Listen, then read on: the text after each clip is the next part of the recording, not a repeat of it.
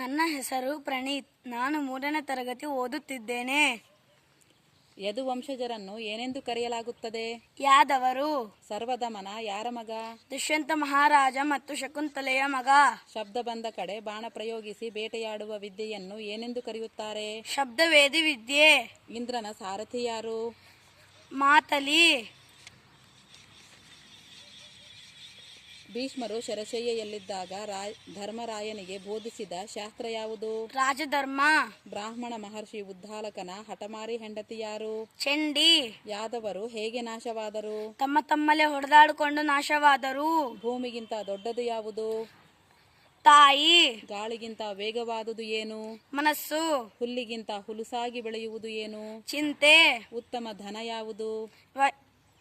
ವಿದ್ಯೆ. ಗಂಡನಿಗೆ ನಿಜವಾದ ಗೆಳತಿ ಯಾರು? ಹೆಂಡತಿ. ರೋಗಿಯ ನಿಜವಾದ ಮಿತ್ರ ಯಾರು? ವೈದ್ಯ. ಅತ್ಯುತ್ತಮವಾದ ಲಾಭ ಯಾವುದು? ಆರೋಗ್ಯ. ಸ್ವರ್ಗ ಸಿಗುವುದು ಹೇಗೆ? ಸತ್ಯದಿಂದ. ಅತ್ಯುತ್ತಮವಾದ ಸುಖ ಯಾವುದು? ಸಂತೃಪ್ತಿ. ಮಾನವನ ನಿಜವಾದ ಶತ್ರು ಯಾರು? ಕೋಪ. ಪಾಂಡವರು ಮಹಾಪ್ರಸ್ಥಾನಕ್ಕೆ ಹೋಗುವ ಮೊದಲು ಯಾರಿಗೆ ಪಟ್ಟ ಕಟ್ಟಿದರು? ಪರೀಕ್ಷಿತ. ಧರ್ಮರಾಜನಿಗೆ ಸ್ವರ್ಗಕ್ಕೆ ಸ್ವಾಗತ ನೀಡಿದವರು ಯಾರು? ಇಂದ್ರದೇವ.